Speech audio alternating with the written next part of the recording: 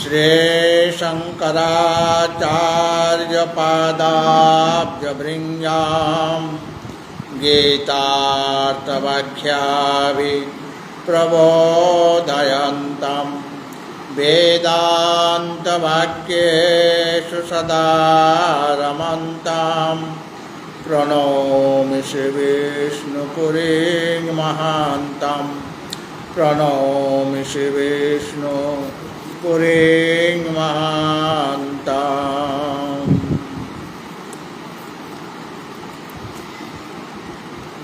मंचे उपविष्ट स्वामीजी महाराज,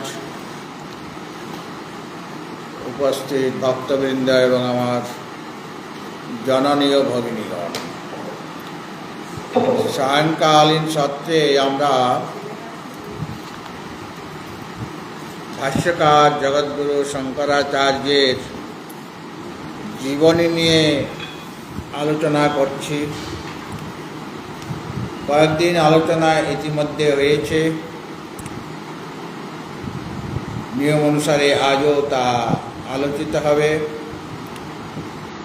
आचार्य शंकर अनेक देव देवी स्तोत्र रचना करेছেন। प्रकरण মানে वेदांत বিষয়কও অনেক স্তোত্র তার रचनार मध्य আছে। प्रधानत प्रस्थानत्रयी माने उपनिषदेर ऊपर भाष्य श्रुति प्रस्थान, गीतार ऊपर भाष्य स्मृति प्रस्थान और ब्रह्मसूत्रेर ऊपर भाष्य एटा हलो न्याय प्रस्थान। आचार्य शंकर आमादेर जा दिए गिয়েছেন आध्यात्मिक साधना करार जन्य, आध्यात्मिक पथे एगिए चलार जन्य, সেই অনুসারে যদি আমরা অগ্রসর হই আচার্যের কৃপা আমরা লাভ করব এবং প্রকৃত পথের সন্ধান আমরা পেয়ে যাব। সমস্ত গ্রন্থ তার পড়ার প্রয়োজন নেই, যারা পড়তে পারবেন তারা তো খুবই ভাগ্যবান, কিন্তু তার মধ্যে কিছু কিছু গ্রন্থ যদি বিশেষ করে প্রস্থানত্রয়ীর উপর যে ভাষ্য আছে তার এবং অন্যান্য যে সূত্রাবলী যার যেটা ইষ্ট, শিবের স্তোত্র রচনা করেছেন, দেবীর স্তোত্র রচনা করেছেন, গণেশের, সূর্যের, যার যেটি পছন্দ রুচিকর মনে হবে বা বেদান্ত বিষয়কেও অনেক রচনা রয়েছে, সেগুলো অর্জন করলে আমরা শক্তি লাভ করতে পারি। আর এগিয়ে যাওয়ার প্রেরণা, সামনের দিকে এগিয়ে যাওয়ার প্রেরণা সেখান থেকে লাভ হয়। ভগবত ভক্তজন তার জীবনচর্যা যখন আমরা আলোচনা করি তখন বুঝতে পারি যে তার মধ্যে কি এমন বিশেষ শক্তি রয়েছে যা আমাদের মনকে আকর্ষণ করে। আপনারা শুনেছেন কেরল প্রদেশে তো তার জন্মস্থান কালারি গ্রামে। অধ্যয়ন হয়ে গিয়েছে, গুরুকুলে গিয়ে 5 বছর বয়সে গুরুকুলে গিয়েছিলেন আর 7 বছর বয়সে ফিরে এলেন। তো 2 বছরের মধ্যেই তিনি সমস্ত শাস্ত্র, বেদ বেদাঙ্গ সম্পূর্ণ শাস্ত্র তিনি অর্জন করলেন। বিরাট একটা শক্তি তার মধ্যে রয়েছে, আধ্যাত্মিক শক্তি, দৈবী শক্তি, যার জন্য 2 বছরের মধ্যে কোর্স কমপ্লিট করে ফেললেন। আর বিয়ে যখন ফিরে এলেন 7+ চলছে, এখন 8 হয়নি, হবে ধীরে ধীরে। সেখানকার কেরল প্রদেশের রাজা যে রাজশেখর, তিনি আচার্যের অনেক ঘটনা, অসম্ভব ঘটনা শুনতে পেলেন। ওই যে আলয় নদী গতিপথ পরিবর্তন করেছিল মায়ের কষ্ট দেখে, আলয় নদী, অনেকে পূর্ণা নদী বলেন। আর অনেক অনেক ছাত্র তার কাছে পড়াশোনা করার জন্য, অর্জন করার জন্য আসে। তাদের বয়স আচার্যের চেয়ে বেশি, ছাত্রের বয়স বেশি। রাজশেখর রাজা তাকে ডেকে পাঠিয়েছিলেন যে রাজা তোমাকে দেখা করতে বলেছে, কিন্তু তিনি দেখা করতে যান না। বলে যার প্রয়োজন সে আসবে, আমার তো কোনো প্রয়োজন নেই যে আমি সেখানে যাব। উপহারের লোভ দেখিয়েছিল, উপহার পাওয়া যাবে, আপনি আসুন রাজার কাছে। কিন্তু তিনি যাননি। তাতে করে রাজা খুবই খুশি হয়েছে, ক্রোধান্বিত হননি। তিনি এসেছিলেন রাজার এই আচার্যের কাছে এবং শাস্ত্র সম্পর্কে, শাস্ত্র বিষয়ে তিনি আলোচনা করেছেন তার সাথে। কেরলে রাজা এসেছিলেন শঙ্করের যে বিদ্যাবত্তা, সে কীরকম তার বিদ্যা আছে সেটা পরীক্ষা করার জন্য এসেছিলেন আসলে। কারণ তিনি তো ওই দেশের রাজা। কীরকম পণ্ডিত, এত বাচ্চা বয়সে, শিশু বয়সে বিরাট অগাধ পাণ্ডিত্য রয়েছে, এরকম সকলেই বলছে। কীরকম বিদ্যা অর্জন করেছে এটা একবার দেখা দরকার। কারণ তিনি নিজেও সংস্কৃতে অভিজ্ঞ, তিনিও শাস্ত্রজ্ঞ, এই রাজশেখর। কিন্তু শাস্ত্র আলোচনা করার পরে তিনি বুঝতে পারলেন আচার্যের কীরকম পাণ্ডিত্য আছে, কীরকম বিদ্যাবত্তা আছে, সেটা তিনি অনুভব করলেন। আচার্যের পাণ্ডিত্য, তার তীক্ষ্ণ বুদ্ধি এবং অসাধারণ যে বিচার শক্তি, সেটা দেখে রাজশেখর খুব অবাক হয়ে গেলেন। আর বয়স তো খুবই কম, 7+ চলছে। অনেকক্ষণ শাস্ত্র আলোচনা করে তিনি পরম আনন্দ লাভ করলেন রাজা। কেননা রাজাও এই শাস্ত্র বিষয়ে তিনি পড়াশোনা করেছেন, শাস্ত্র ভালোবাসেন, শাস্ত্রপ্রেমী তিনি। যে যেটা ভালোবাসে সেই কথা শুনতে তার ভালো লাগে। আমার যদি ব্যবসা বাণিজ্যে মন থাকে, তাহলে অন্য একজন ব্যবসায়ী সে কীভাবে ব্যবসায় উন্নতি করতে হয় সেগুলি যখন বলে, তখন সেই ব্যবসায়ী খুব মনোযোগ সহকারে শ্রবণ করে, ওতেই তার মনটা লেগে আছে। যে অঙ্ক বিষয়ে পণ্ডিত, যে আরেকজন গণিতজ্ঞকে দেখলে তার সাথে আলোচনা করতে চায়, কারণ ওইটাই তার রুচি। সেরকম যিনি শাস্ত্রজ্ঞ, শাস্ত্র অধ্যয়ন যিনি করেছেন, শাস্ত্র রস যিনি অনুভব করেছেন, তিনি অন্য আরেকজন পণ্ডিতের কাছে শাস্ত্রের কথাই শুনতে চান, সেই বিষয়ে তিনি আলোচনা করতে চান, তাতেই তার আনন্দ। এইভাবে তার আনন্দ হয়েছে রাজশেখরের। এবং তিনি এত আনন্দিত হয়েছেন শঙ্করের সাথে কথা বলে, যে শঙ্করের চরণ প্রান্তে অনেক স্বর্ণ মুদ্রা রেখে দিলেন, দক্ষিণা, প্রণামী। এতক্ষণ আপনার সময় নষ্ট করলাম, এতক্ষণ আপনি আমাকে উপদেশ দিয়েছেন, কাজে এটা আপনার জন্য উপহার। রাজার কাছে স্বর্ণ অনেক থাকে, তো স্বর্ণ মুদ্রা তিনি আচার্যের চরণ প্রান্তে রেখে দিলেন উপহার স্বরূপ বা দক্ষিণা রূপে। এবং তিনি বলছেন আচার্যকে, আপনি আমার এই দান গ্রহণ করুন, প্রার্থনা জানালেন।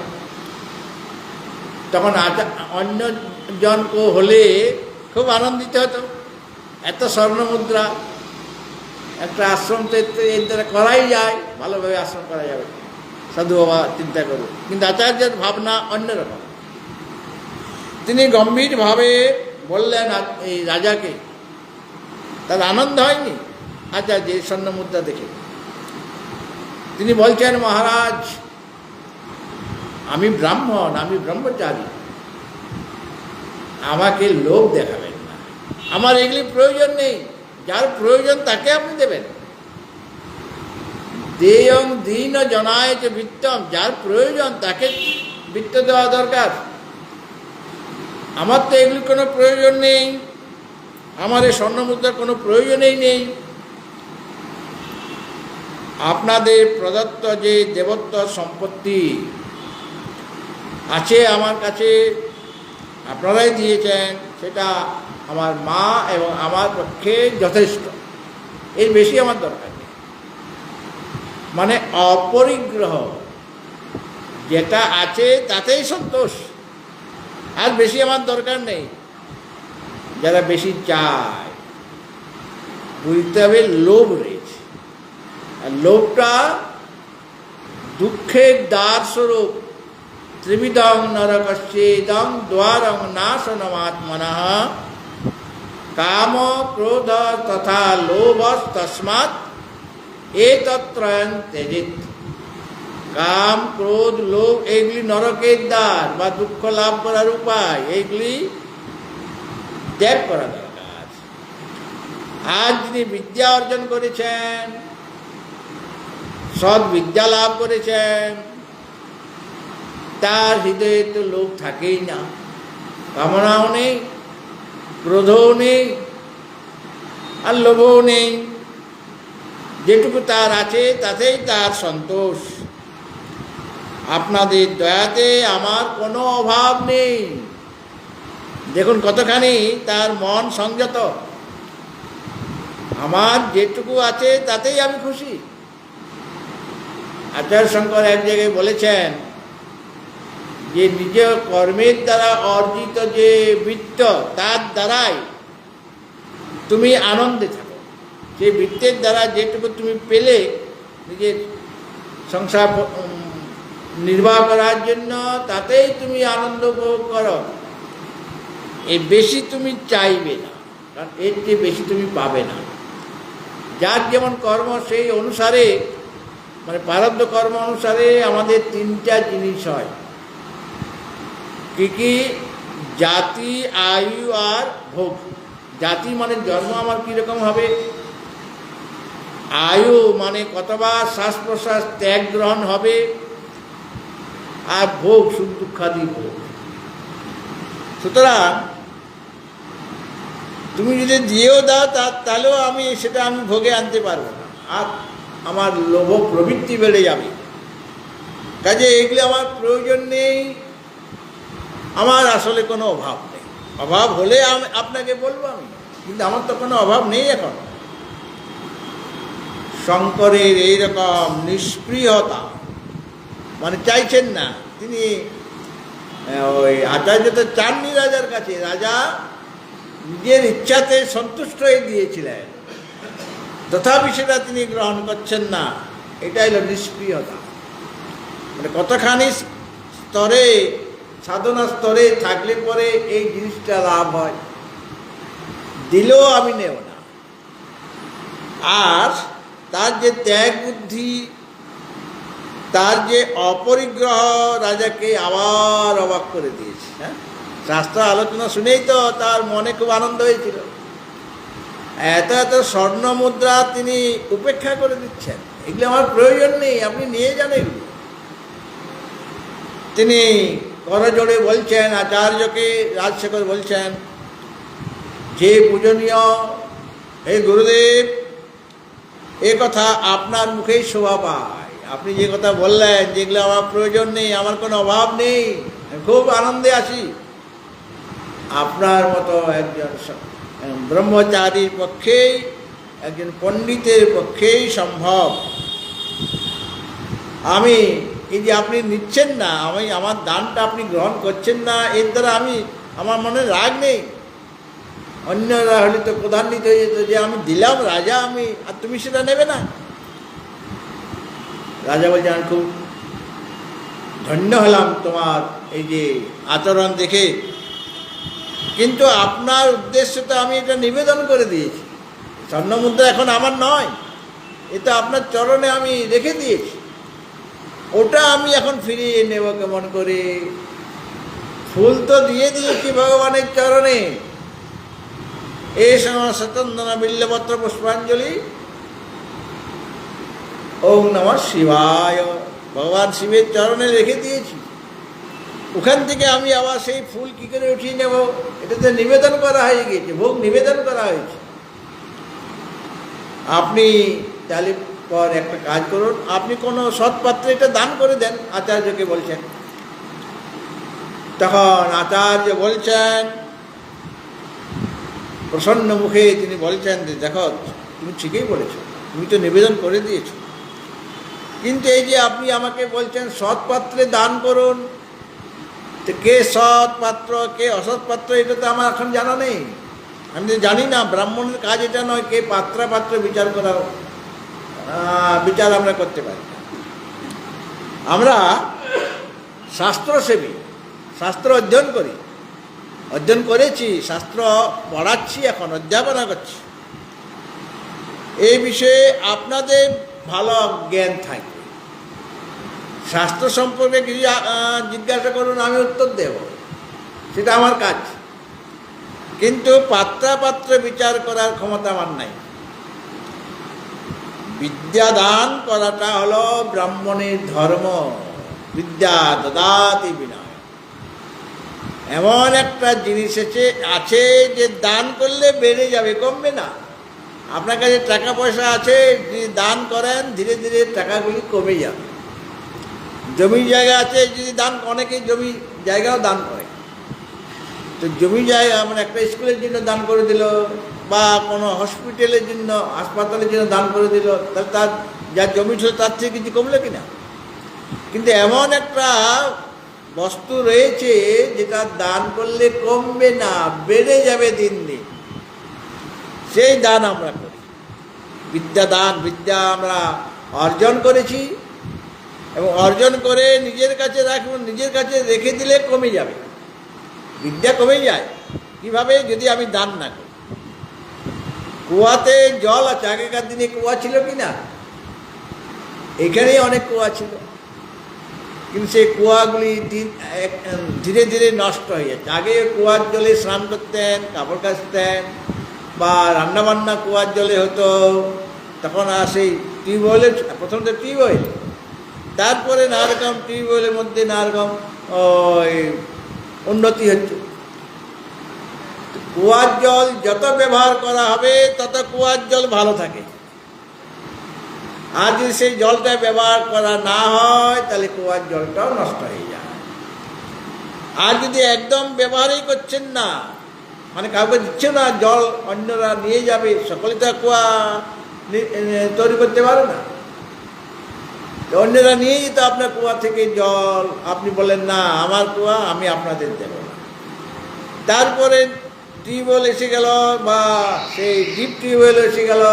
এখন কুয়ার জলে কে আর দড়ি বাতি দিয়ে, দড়ি দিয়ে টানতে টানতে এখানে কড়া পড়ে গেছিল, আমারও কড়া, দুই হাতে কড়া পড়ে গেছে। এইটুকু বাচ্চা বয়স, আমার হাতে কড়া, বলে ওই যে দড়ি দিয়ে টানেন আপনি, কুয়ার থেকে জল তুলতে হতো। তা এখন কে আর এত সুন্দর পদ্ম ফুলের মতো হাতরা, আর দড়ি টেনে টেনে কুয়ার জল তুলতে তুলতে তো কড়া পড়ে যাচ্ছে, আর গোলাপি থাকছে না, ধীরে ধীরে রং পাল্টাচ্ছে হাতটা, হ্যাঁ, কালো হয়ে যাচ্ছে। কাজেই নিজেও আর কুয়ার থেকে জল তুলছে না, ব্যবহার করার অভাবে ধীরে ধীরে কুয়াটা একদম নষ্ট হয়ে যাবে। আর কিছু পরে দেখা যাবে কুয়াটা আপনা আপনি বন্ধ হয়ে গেছে, মানে বন্ধ হয়ে গেছে মানে তার স্রোত কমে গেছে, বা আরও অনেক কিছু, মানে মাটির যে গর্ত, পৃথিবীতে যদি গর্ত করি না, কিছুদিন পর দেখা যাবে গর্ত আপনা আপনি ভরে গেছে। আপনার এখানে অপারেশন হয়েছে, খাল হয়ে গেছে, হ্যাঁ, গর্ত হয়ে গেছে, গর্তটা বেশি দিন থাকবে না, আপনা আপনি গর্ত পূর্ণ হয়ে যায়, হয় কি না? এবং দাগটাও থাকবে না বয়সকালে। সুতরাং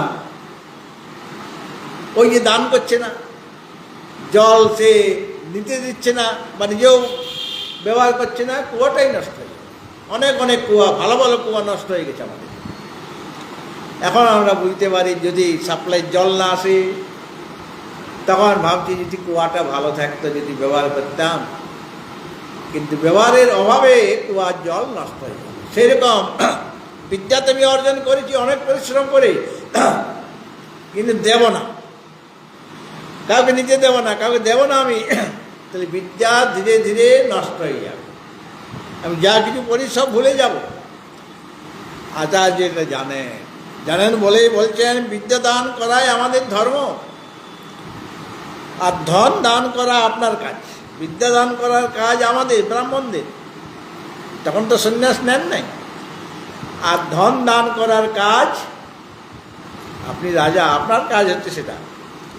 আপনি এই বুঝতে পারবেন কে সৎপাত্র কে অসৎপাত্র, সেই বিচার করে আপনি দেন। শঙ্করের এই যে যুক্তি শুনে রাজশেখর খুবই অবাক হয়ে গেলেন। তিনি মাথা নত করে ওখানে যে সমস্ত ব্রাহ্মণ উপস্থিত ছিলেন তাদের মধ্যে বিতরণ করে দিলেন। হ্যাঁ, তারাই সৎপাত্র, তারা বিদ্যা লাভ করার জন্য এসেছেন, আচার্যের সাথে তারাও আলোচনা শুনতে এসেছেন, এরাই সৎপাত্র। সেই রাজা বুঝতে পারলেন, তাদের তিনি দিয়েছিলেন সব স্বর্ণমুদ্রা, ভাগ করে দিলেন। এই যে আচার্য বললেন যে তুমি এদের মধ্যে দিয়ে দাও, এই ঘটনা মানে এই যে তিনি গ্রহণ করলেন না, চোখের সামনে অন্যদের দান করে দিতে বললেন, এতে রাজার প্রাণে আরো গভীর দেখাপাত করল। আচার্যের প্রতি শ্রদ্ধা আরো বেড়ে গেল। মানে আচার্যের উপদেশ আমি কেন শুনবো, তার মধ্যে কত গুণ দেখো, কত দৈবী শক্তি তার মধ্যে, কত ত্যাগ বুদ্ধি রয়েছে। ত্যাগ বুদ্ধি না থাকলে জ্ঞান লাভ করা যায়, ত্যাগ বুদ্ধি না থাকলে জীবনে হৃদয়ে ভক্তিও লাভ করা যায় না, জ্ঞানও লাভ করা যায় না। শুধু ইনি যে ব্রহ্মবিদ্যা লাভ করেছেন এই বিষয়ে কোনো সংশয় নেই। এটা রাজশেখর রাজা তিনি এরকম মনে করছেন। রাজা বুঝতে পারলেন এই যে আচার্য শঙ্কর কেবল যে সর্বশাস্ত্রে তার পাণ্ডিত্য আছে শুধু তাই নয়, তার তিনি দৈবী শক্তির আধার, বিরাট দৈবী শক্তি। আর গুরুকুলে থাকার সময়ে ওই যে যিনি যে ব্রাহ্মণী আমলকি দিয়েছিলেন ভিক্ষারূপে, দরিদ্রতা তার ছিল, মা লক্ষ্মীর কাছে তিনি প্রার্থনা করেছিলেন যেন এর দরিদ্রতা দূর হয়ে যায়, প্রার্থনা করেছিলেন। আর তার প্রার্থনা শুনে মা লক্ষ্মী তাদের ধনধান্যে পূর্ণ করে দিলেন। এই দৈবী শক্তি আলয় নদীর গতিবেগ পরিবর্তন। আর এই যে ত্যাগ বুদ্ধি, ওটা দৈবী শক্তি, ত্যাগ বুদ্ধি তার মধ্যে আছে। আর এত কম সময়ের মধ্যে তিনি সমস্ত শাস্ত্রে পারঙ্গম হয়ে গেলেন, এটাও দৈবী শক্তি। আচার্য শঙ্করের প্রতি তার আকর্ষণ দিন দিন বাড়তে লাগলো। রাজশেখরের এত বেড়ে গেল যে তিনি তখন থেকে শঙ্করের সান্নিধ্য লাভ করার জন্য, কেন এখানে এলেই আচার্য শঙ্করের সামনে যদি শাস্ত্র আলোচনা নাও করি, যদি তার সামনে একটু বসে থাকি তাতেও মনে আনন্দ হয়। আর শাস্ত্র আলোচনা তার মুখারবিন্দ থেকে যদি কিছু শব্দ শুনতে পাই তাহলে তো আরও বেশি আনন্দ হবে। এই কারণে তিনি মাঝে মাঝে আচার্যের গৃহে এসে তার সাথে আলোচনা করতেন, এবং তিনিও কিছু গ্রন্থ রচনা করেছিলেন, বাল ভারত, বাল রামায়ণ, তিনি তো শাস্ত্রপ্রেমী। সেইগুলি তিনি আচার্যের কাছে বলে এটা দেখুন কেমন হয়েছে, যদি সংশোধন করার প্রয়োজন হয় আপনি সংশোধন করে দেবেন। তো আচার্য তার সংশোধন করে দিয়েছেন, কিছু ভুল ত্রুটি ছিল তার সংশোধন তিনি করে দিয়েছিলেন। ওগুলি সংস্কৃত নাটক রচনা করেছিলেন কে? রাজশেখর। শঙ্করের এইরকম রাজ সম্মান লাভ হলো। ওই দেশের এই রাজা রাজশেখর তার কাছ থেকে প্রচুর সম্মান লাভ করলেন, এবং তার যে নিষ্প্রিয়তা, তার যে জাগতিক বস্তুর প্রতি বস্তু লাভ করার জন্য তার যে মনের মধ্যে কোনো রকম তৃষ্ণা নেই, এটাও সমাজের মধ্যে প্রচারিত হয়ে গেল, চারদিকে ছড়িয়ে পড়ল এই কথা। আচার্যের গুণাবলী প্রচারিত হচ্ছে। দূর দূর স্থান থেকে অনেক লোক শঙ্করকে একবার মাত্র দেখা করার জন্য তারা পাগল হয়ে যাচ্ছে, একবার দর্শন করবে, তার সাথে কথা বলতে পারি বা না পারি, তার দর্শন হলে আমাদের জীবন ধন্য হয়ে যাবে, এরকম তারা মনে করছেন। এবং অনেকেই আসতেন, এবং অনেক ব্রাহ্মণ পণ্ডিত তারাও আচার্যের কাছে আসতেন তার মুখ থেকে শাস্ত্র ব্যাখ্যা শোনার জন্য। একদিন এইভাবে চলছে তার প্রতিদিনের কার্যক্রম।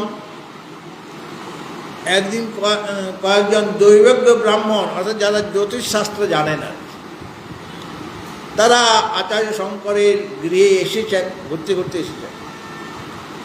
এবং আচার্যের মা যে আর্যাম্বা, এবং তিনি আছেন, পিতা তো মারা গিয়েছেন, তার শরীর শান্ত হয়ে গেছে যখন আচার্যের বয়স 3 বছর ছিল। আর্যাম্বা এবং শঙ্কর তাদের ওই যে দৈবজ্ঞ ব্রাহ্মণ, তারা দুজনেই খুব সৎকার করলেন, সম্মান জানালেন, এবং তারাও শাস্ত্র জানে, তাদের সাথে শাস্ত্র আলোচনা হলো। তারপরে দৈবজ্ঞগণ শঙ্করের জন্ম পত্রিকা চাইলেন ওই মায়ের কাছ থেকে, মায়ের কাছে আছে, এবং সেই জন্ম পত্রিকার বিচার, তারা কয়েকজন ছিলেন, তারা বিচার করলেন সকলে মিলে। দেখলেন যে শঙ্করের জন্মে অবতার যোগ আছে, তিনি একজন অবতার, এবং তিনি পরিব্রাজক হবেন, মানে সন্ন্যাসী হয়ে যাবেন, এটা তিনি দেখতে পেলেন, তারা দৈবজ্ঞ ব্রাহ্মণ। কিন্তু তার আয়ু খুবই অল্প, 8 বছর বয়সে একটা ফাড়া আছে, মানে মৃত্যু যোগ আছে, আর 16 বছর বয়সে একটা মৃত্যু যোগ আছে, আরেকটা যোগ আছে মৃত্যু যোগ 32 বছর বয়সে, 3টা যোগ আছে মানে মৃত্যু। এটা তারা বুঝতে পারলেন সেই জন্মপত্রিকা দেখে, কারণ তারা তো ভালোভাবে জ্যোতিষশাস্ত্র পড়াশোনা করেছেন। জ্যোতিষশাস্ত্রটা বেদের অঙ্গ, 6টা অঙ্গ আছে: শিক্ষা, কল্প, ব্যাকরণ, নিরুক্ত, ছন্দ আর জ্যোতিষ, বেদের অঙ্গ। বেদকে ভালোভাবে বুঝতে গেলে এই বেদাঙ্গকেও জানতে হবে, তবে গিয়ে বেদের রহস্য বুঝে যায়। তো এরা এটা বুঝতে পারলেন যে এই শঙ্করের অবতার যোগ রয়েছে, আর তিনি সন্ন্যাস ধর্ম গ্রহণ করবেন, কিন্তু অল্পায়ু, এটা তারা বুঝতে পারলেন, এখনো প্রকাশ করেন।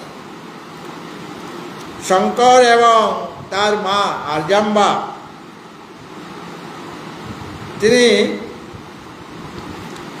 তারা জানতে চাইলেন, মানে বিশেষ করে মা জানতে চাইছেন তাদের কাছ থেকে যে কি দেখলেন। বলে এইরকম, প্রথমে তো আনন্দের কথাটা বললেন যে অবতার যোগ রয়েছে আর পরিব্রাজক, মানে সন্ন্যাস ধর্ম গ্রহণ করবেন, এটা আনন্দের কথা। কিন্তু অল্পায়ের কথাটা তারা বলতে চাইছেন, মায়ের মন কষ্ট হবে। কিন্তু মায়ের পীড়াপিড়িতে তারা প্রকাশ করলেন যে অল্পায়ু মানে 8 বছর, যদি সেটা সেই ফাড়াটা কেটে যায় তাহলে আরও 8 বছর বাঁচবে, 16 বছর। সেটা যদি কেটে যায় তাহলে পর 32 বছর। এটা তো শঙ্করও শুনতে পেলেন, 8 বছরে মৃত্যু যোগ। ফাড়া কাটবে কি কাটবে না তার তো কোনো ঠিক নেই। আসলে 8 বছরে তার মৃত্যু হয়ে গিয়েছিল। কীরকম? এই শরীরটা হলো আচার্য এখন ব্রহ্মচারী, গৃহস্থ ধর্ম এখনো গ্রহণ করেননি, মানে বিবাহ করেননি, ব্রহ্মচারী শরীর। ওই ব্রহ্মচারী শরীরটা চলে গেল, সন্ন্যাস শরীর এসে গেল। ওই সময়েই তিনি মায়ের কাছ থেকে অনুমতি পান, কারণ কুমিরে ধরেছিলেন। তখন তিনি সেই নদীর মধ্যেই, কুমিরে ধরে আছে তাকে, গ্রাস করেছে, সেই সময় তিনি সন্ন্যাস ওই মনে মনে গ্রহণ করলেন। তাহলে শরীরটা পাল্টে গেল কিনা? ব্রহ্মচারী শরীর থেকে সন্ন্যাসী শরীর, অর্থাৎ ব্রহ্মচারী শরীরের বিনাশ, আর নতুন শরীর তিনি পেলেন, সেটা হলো সন্ন্যাস শরীর। এটা আমরা ধীরে ধীরে আলোচনা করব। তো অষ্টম বর্ষে তার মৃত্যুযোগ আছে, এটা আচার্য শুনলেন তিনিও, এবং সেটা শুনে তার তপস্যা দ্বারা খণ্ডিত হওয়ারও নয়। অষ্টম বর্ষে তার মৃত্যুযোগ আছে। এতে করে আচার্যের মধ্যে তো প্রথম থেকে ত্যাগ বুদ্ধি ছিল, কিন্তু এখন আরো বেশি ত্যাগ বুদ্ধি এসে যাচ্ছে। আমরা যদি জানতে পারি যে আমার মৃত্যুকাল আগত, তাহলে আর কি ভোগের দিকে মন যাবে? একজন ব্যক্তিকে যদি বলে দেওয়া হয় যে তোমার অমুক দিনে মৃত্যু হবে, বিরাট একজন জ্যোতিষী যদি বলে দেন, তখন কি তার আর ধন সম্পত্তি অর্জন করার ইচ্ছে জাগবে, নাকি ভোগ করার ইচ্ছা জাগবে? আর শাস্ত্র বলা হয়েছে যে মৃত্যুকালে কি করা দরকার। অন্তকালে চ মামেব স্মরণ মুক্তা কলেবরম প্রয়াতি সমদ্ভাবম ইয়াতি নাস্তত্র সংশয়। অষ্টমধ্যে ভগবান বলেছেন অন্তকালে মানে মৃত্যু সময়ে, এটা হল অন্তকাল।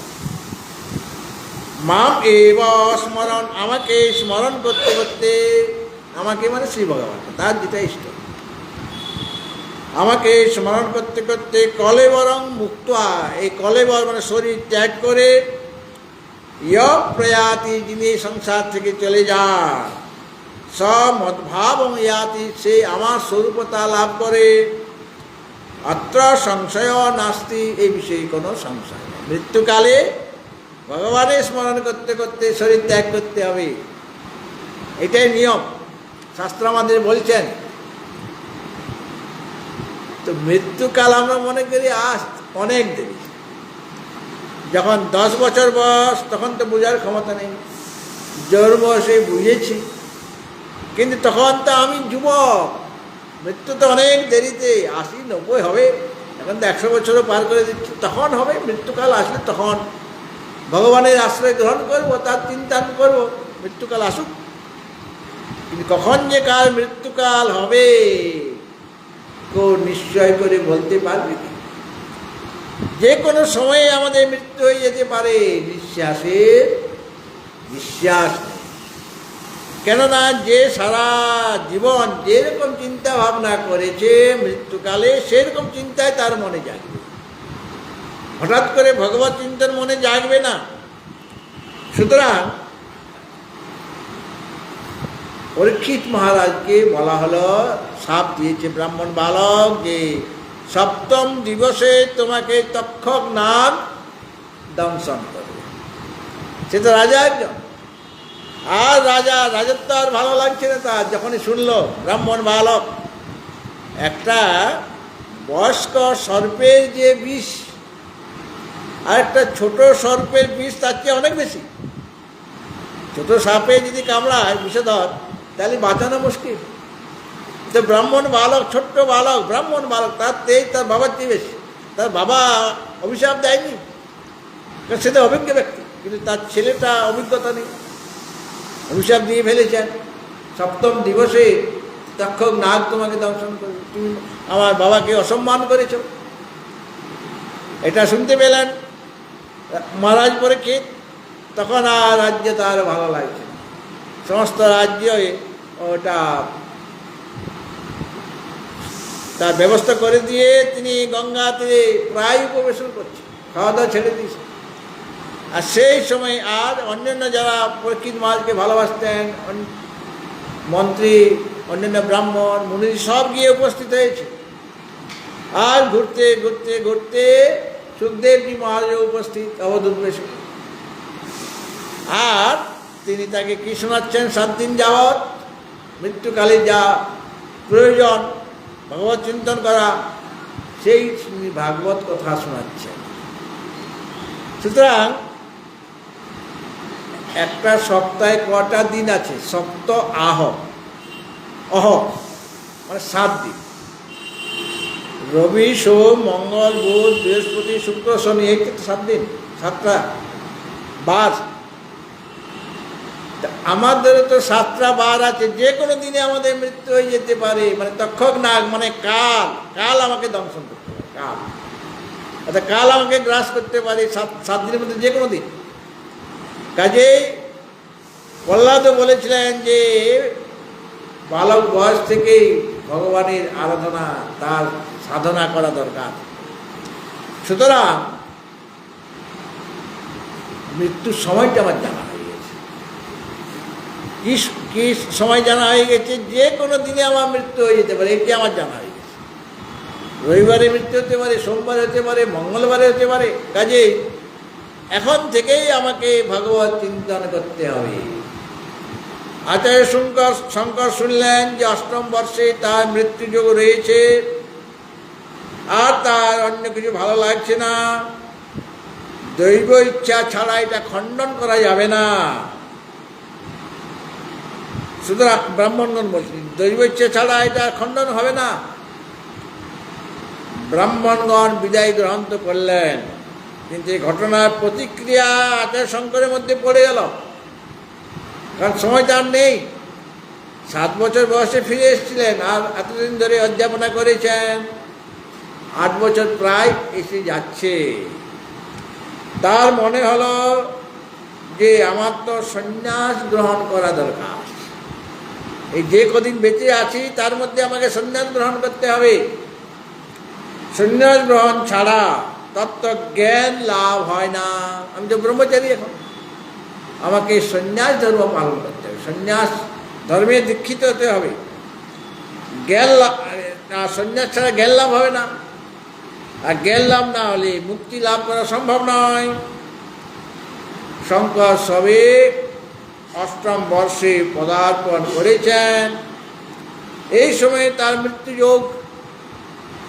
শঙ্করের একমাত্র চিন্তা, কিভাবে সন্ন্যাস গ্রহণ আমি করব, এটা আমার করা দরকার। আর দিনের পর দিন তার প্রাণে, হৃদয়ে, শঙ্করের প্রাণে সন্ন্যাস নেবার ইচ্ছা জেগেছে, এবং সেটা আরও তীব্র হচ্ছে। কিন্তু মা আছেন বেঁচে, জীবিত আছেন, মায়ের অনুমতি চাই। মাকে বারবার বলছেন যে আমাকে সন্ন্যাস ধর্ম গ্রহণ করার জন্য অনুমতি দাও। মা তো কিছুতেই দেবে না, কারণ মায়ের তো একই মাত্র সন্তান এই শঙ্কর, এছাড়া তার কেউ নেই, তার স্বামীও নেই। আর একমাত্র সন্তান হলে শঙ্কর, তিনি কাকে নিয়ে বাঁচবেন? একটা ছেলে সেই যে সন্ন্যাস নিয়ে নেয়, কোনোভাবেই তিনি তাকে সন্ন্যাস ধর্ম পালন করা, সন্ন্যাস ধর্ম গ্রহণ করার জন্য অনুমতি দিচ্ছেন না। বরং তিনি বলছেন, ছি বাবা, এমন কথা বলতে নেই, তুমি এখনো বালক, বয়স হোক, আমি মরে যাই আগে, তারপরে তুমি সন্ন্যাস নেবে। আমি বেঁচে থাকতে, জীবিত অবস্থায় তুমি সন্ন্যাস নেবে না, তারপরে তুমি সন্ন্যাস নেবে আমি যখন মারা যাব। আমার আর কি আছে? তুমি ছাড়া তো আমার আর কেউ নেই।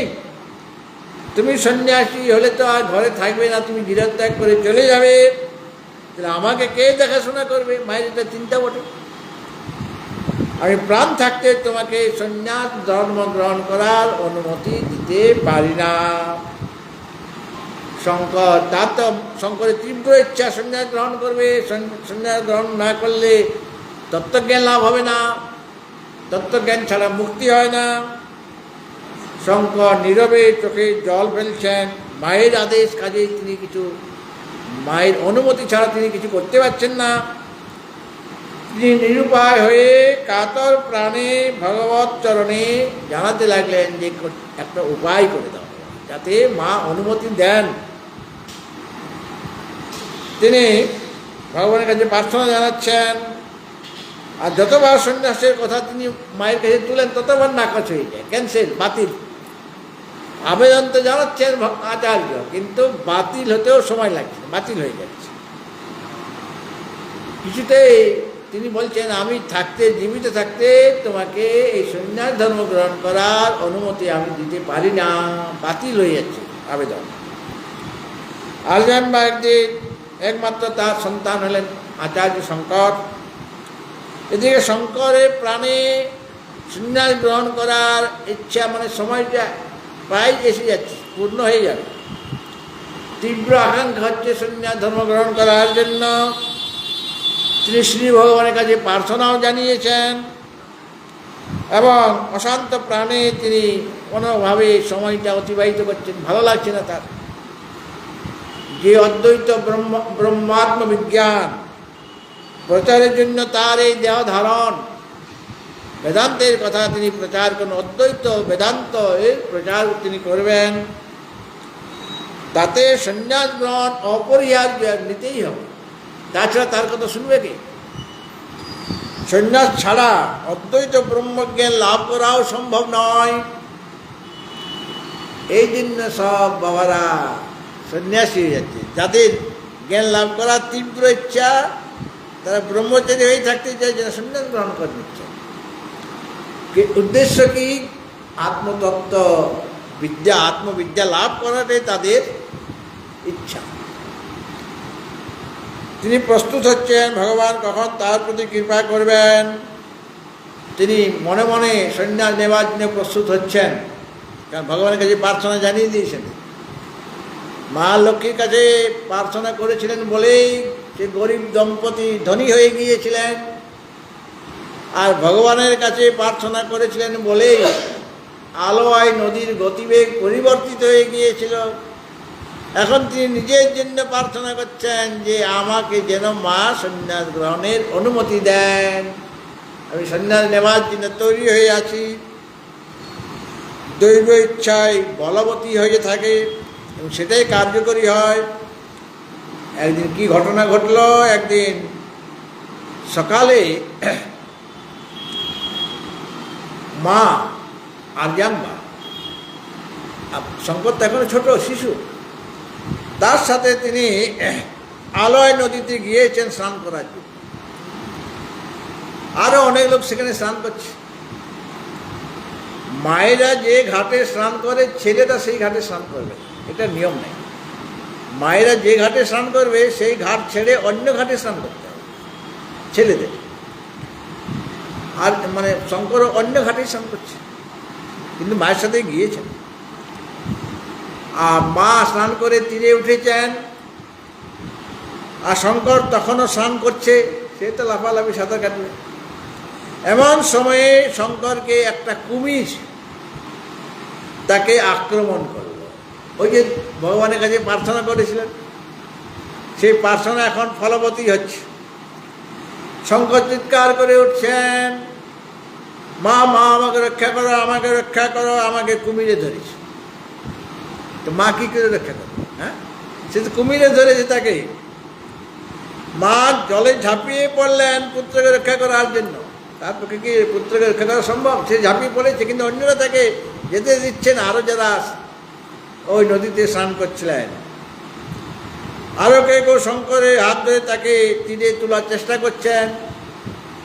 ওই যে গজরাজ ভাগবতে রয়েছে না, গজরাজকে তো কুমিরে ধরেছিল, কিন্তু সেখানে যেতে অন্য যে হাতি, আরও তো অনেক হস্তিনী বা আরও অনেক হাতি ছিল, সকলকে নিয়ে সেই গজরাজ স্নান করতে গিয়েছিল। কিন্তু যখন তাকে কুমিরে ধরল তখন সবাই পালিয়ে আসছে, কেননা ওকে ছেড়ে দিয়ে যদি আমাকে ধরে, ভয় আছে। তো মায়ের প্রাণ সে ঝাঁপিয়ে পড়েছে, কিন্তু অন্যরা আটকে দিয়েছে। আর কেউ সেই বালকের দিকে যাওয়ার সাহস পাচ্ছে না, কুমিরে ধরবে তো। এই সমুদ্রে স্নান করতে গিয়ে যদি কোনো বিপদ এসে যায়, তখন নুলিয়ারা ঘুরে বেড়ায়। তারা ঠিক বুঝতে পারে যে বিপদে পড়েছে, তারা তাড়াতাড়ি সেখানে গিয়ে তাকে উদ্ধার করে। ঠিক সেরকমভাবে শঙ্করকে তো কুমিরে ধরেছে, আক্রমণ করেছে, আর তাকে গভীর জলে নিয়ে যাচ্ছে। কুমিরের কাজই হচ্ছে গভীর জলে নিয়ে গিয়ে তাকে একদম মেরে ফেলবে এবং তার মাংস খাবে। কুমির ক্রমে শঙ্করকে গভীর জলে টেনে নিয়ে যাচ্ছে। তখন শঙ্করের প্রাণ রক্ষার চেষ্টা চলছে এবং সে বারবার বলছে, মা মা মা শোনো, আমার শরীর অবসন্ন হয়ে যাচ্ছে, আমি তো ঠিকভাবে শ্বাস প্রশ্বাস গ্রহণ করতে পারছি না, আর কুমিরে ধরেছে মানে রক্তও পড়ছে, আমার শরীরটা অবসন্ন হয়ে যাচ্ছে, কুমির আমাকে টেনে নিয়ে যাচ্ছে, আমার এখন অন্তিম কাল, এই অন্তিম কাল আমার উপস্থিত, এখন আপনি আমাকে সন্ন্যাস গ্রহণ করার অনুমতি দেন, কারণ আমি তো আর বাঁচব না, আমার শরীর চলে যাবে, আগে কেউ আর রক্ষা করতে পারবে না, কাজে এখন তো তুমি আমাকে অনুমতি দিতেই পারো।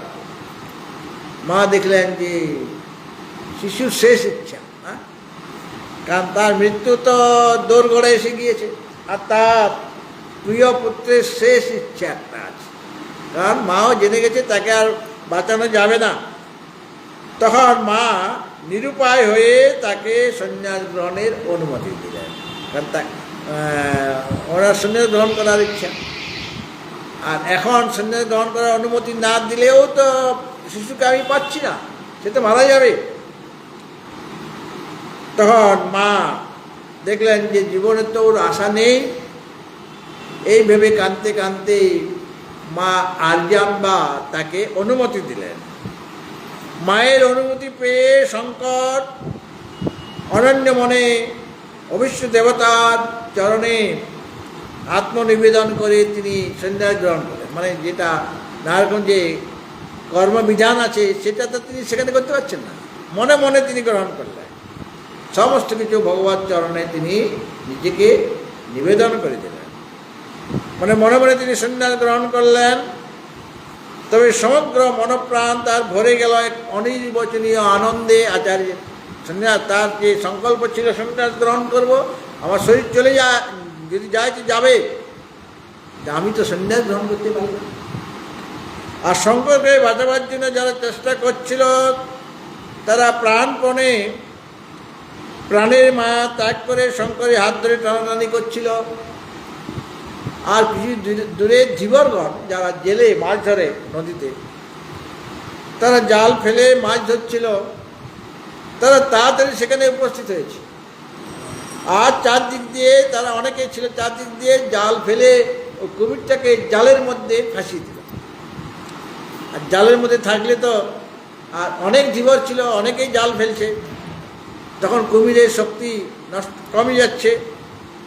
তো কুমির তখন প্রাণ হয়ে তখন দেখলো যে এখন যদি থাকি তো এটা তো আমাকে মেরে ফেলবে ওই জেলেগণ। তখন তারা ওই কুমির প্রাণ হয়ে নিজের প্রাণকে বাঁচাবার জন্য শঙ্করকে ত্যাগ করে পালাবার চেষ্টা করলো, ছেড়ে দিয়েছে কুমিরটা।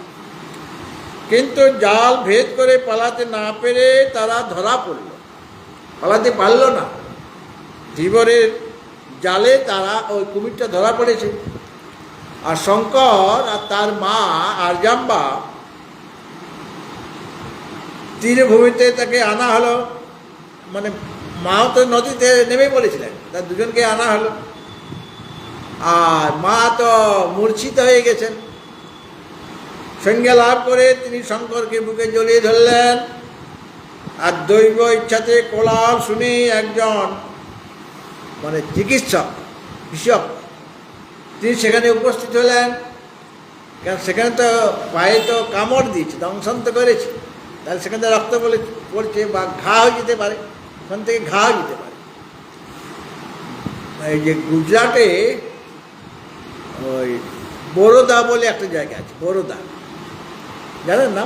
বরোদা গুজরাটে, আসলে বটোদরা, পুরা নাম হলো বটোদরা, বড় শহর বরোদা, তার আসল নাম বটোদরা, মানে যার উদরে মানে মাঝখানে, যে শহরের মাঝখানে একটা বট বৃক্ষ আছে, বটোদরা থেকে সংক্ষিপ্ত হতে হতে বরোদা হয়ে গেছে, বটোদরা নাম ছিল। গুজরাটের প্রসিদ্ধ একটা শহর, সেখানে নর্মদা নদী বয়ে চলছে। আর সেখানে একটা আশ্রম ছিল, সে আশ্রমে একজন স্বামীজি থাকতেন, তিনি নর্মদা নদীতে স্নান করতে যেতেন। একদিন স্নান করতে গিয়েছেন আর কুমিরে ধরেছে, আর সে কুমিরের সাথে যুদ্ধ করছে, লড়াই করছে। আর লড়াই করে কুমিরটাকে মেরে ফেলেছে, তার এমন শক্তি ছিল। আর কুমির সাথে লড়াই করার যে বুদ্ধি সেটা তার ছিল, চোখের মধ্যে হাত আঙুল ঢুকিয়ে দিয়েছে। তারপরে কুমিরটাকে মেরে তার থেকে রক্ষা পেয়ে সে ফিরে এসছে। তারপরে চিকিৎসা ইত্যাদি হয়ে তিনি বেঁচে গেলেন। তার নাম হয়ে গেল মগর স্বামী। কুমিরের সংস্কৃত নাম বা হিন্দি নাম মগর, মকর বা মগর। তো তার নাম হয়ে গেল মগর স্বামী। আর তার আশ্রমটার নাম হয়ে গেল মগর স্বামী মঠ। ওই মঠে আমি গিয়েছিলাম।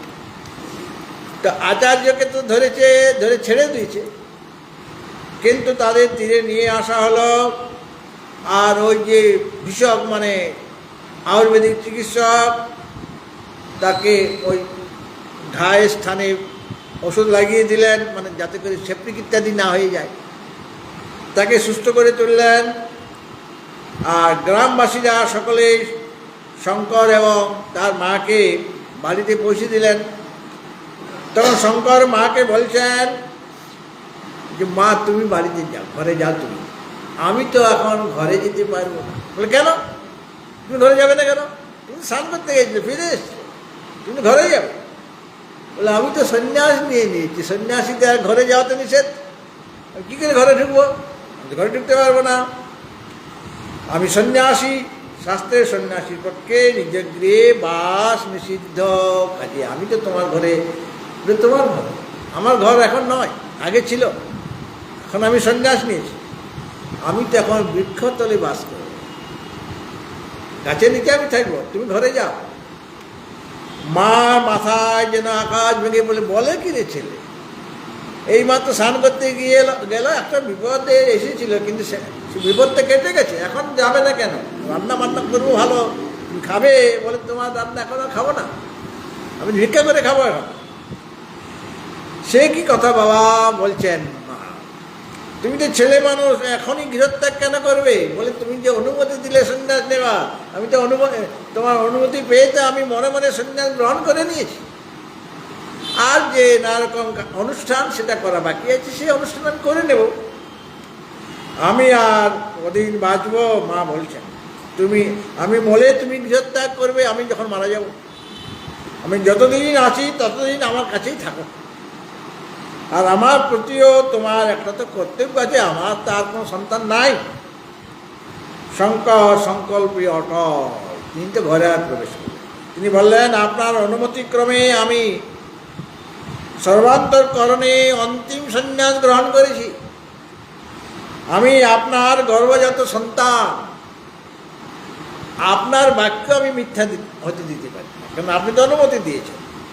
এখন যদি ঘরে চলে যায় তাহলে তো আপনার বাক্যটাই মিথ্যা হয়ে যাবে, আমি আপনার সন্তান হয়ে কীভাবে মায়ের বাক্যটাকে মিথ্যা করে দেব? এটা তো সম্ভব নয় আমার পক্ষে।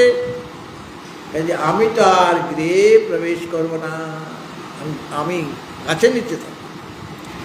মা অনেক বিলাপ করছেন আর বলতে লাগলেন তুমি চলে গেলে কে আমার ভরণ পোষণ করবে, কে আমার সেবা শুশ্রূষা করবে, কে মুখে মরে গেলে কে মুখে আমার অগ্নি দেবে, মানে মুখাগ্নি কে করবে? তুমি যেও না, তুমি চলে গেলে আমি কেমনভাবে জীবিত থাকবো কি করে? আমার পুত্রকে দেখেই তো আমি বেঁচে আছি। শঙ্করের মনের মধ্যে নানা রকম চিন্তা উৎপন্ন হলো, এই তার জীবনের অগ্নি পরীক্ষা।